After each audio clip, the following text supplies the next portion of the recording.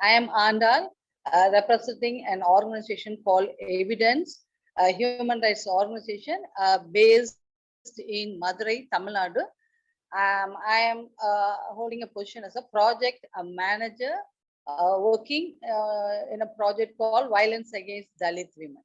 After completing my postgraduate degree, I was appointed as a medical social worker in Indian Council of Medical Research, and then I happened to working with suicide patients, Burns ward, and then HIV patients, and later I was working with women who face distress in the society.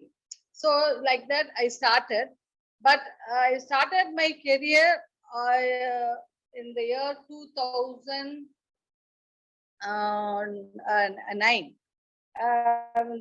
First I started my career as a senior social worker come counselor in a crisis center for women in distress named Sudandra from August 1995 till 2001 by providing counseling to families, assisting women in distress, victims of various forms of violence, and then rehabilitating the victim by giving psychosocial and economically assisting the victims. And now presently I am a senior counselor and a project manager in Evidence organization, which mainly focus on monitoring Dalit rights, promoting social justice. So in the month of May 2008, I could remind that I was actually, we got the source of information from a small news clipping, when we were monitoring the news every day about the violence and we are on human rights.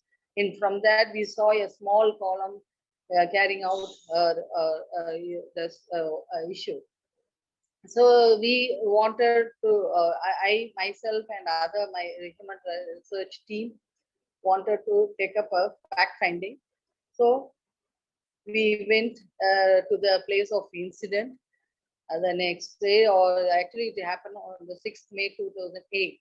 So Nagamal, actually, when we went there, it was a very remote place. We have to walk for 5-6 kilometers, and they were living in near the foothills of Western Ghats.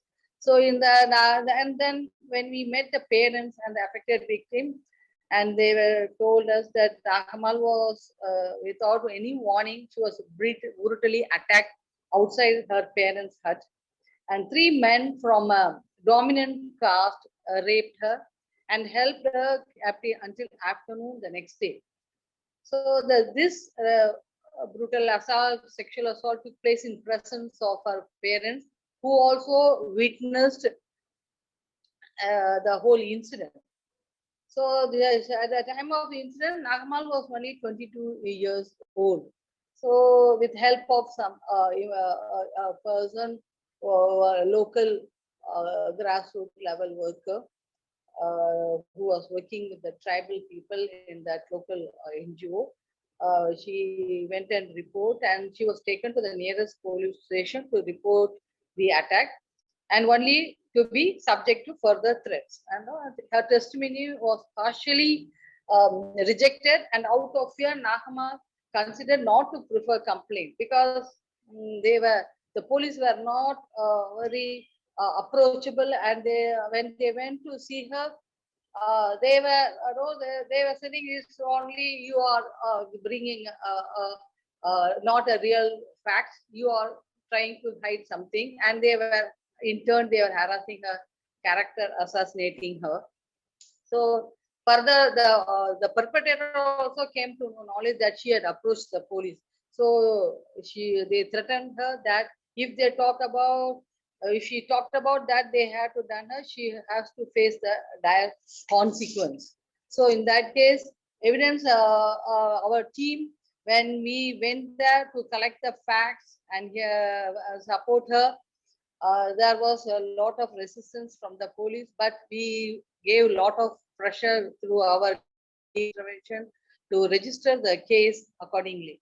In spite of this, the accused is not arrested. So, in order to condemn this police uh, uh, indeficient, no, like they were not cooperative, and so we want to demand justice. So we thought we should organize public protest in a joint action with the local movements with Nagamal's family. So as a result, after 2 days only, the accused could later be arrested.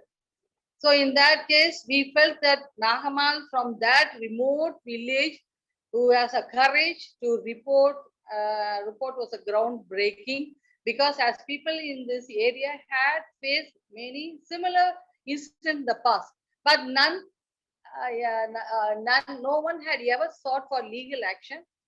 So in that case, they feel very shame, and also they are very scared about such crimes to be exposed to this to the society. So she was the first woman from the tribal community who was able to speak out about sexual assault.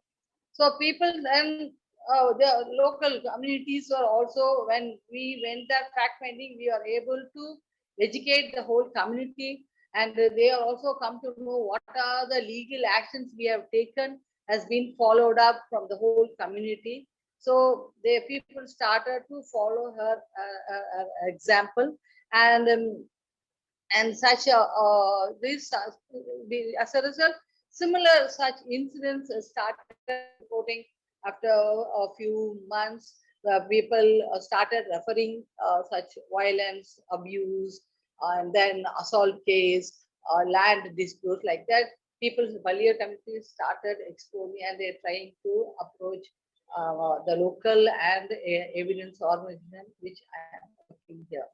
So justice is not prosecuting people or just getting a punishment, and also the whole the affected victim should be given a lot of confidence, lot of support during this process.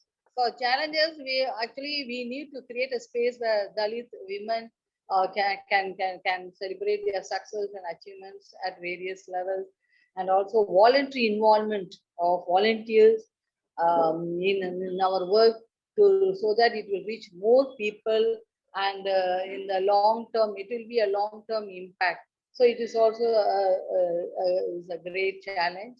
And we are getting an increased amount of case of domestic violence, which is reported. And we need to address this issue in separate program, which would help us to fill to fill our objective of our work. And also we continuous regular training has to be given, or to give more awareness to ensure the CEOs are able to identify atrocities, untouchabilities prevalent, and speak out about the Dalit rights of the persons. So it is also an important challenge for us.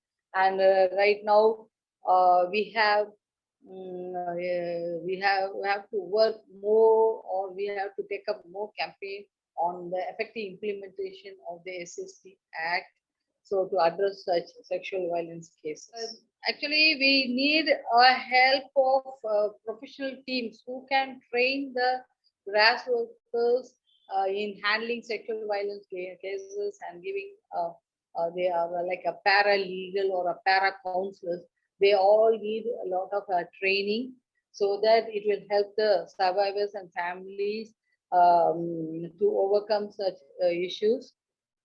And also we need a handbook on sexual violence in regional language, about the laws relating to violence, and rehabilitation schemes which are available in the government, which are available, and which the women who are affected, the family members or the community will come to know about such schemes. And also we need guidelines for the grassroots levels, how to assist such sexual violence families and the victims, survivors, so that the friends, the community, the whole community will come to know how to report, how to take up the issues legally. They need more. We have to strengthen their skills and knowledge also.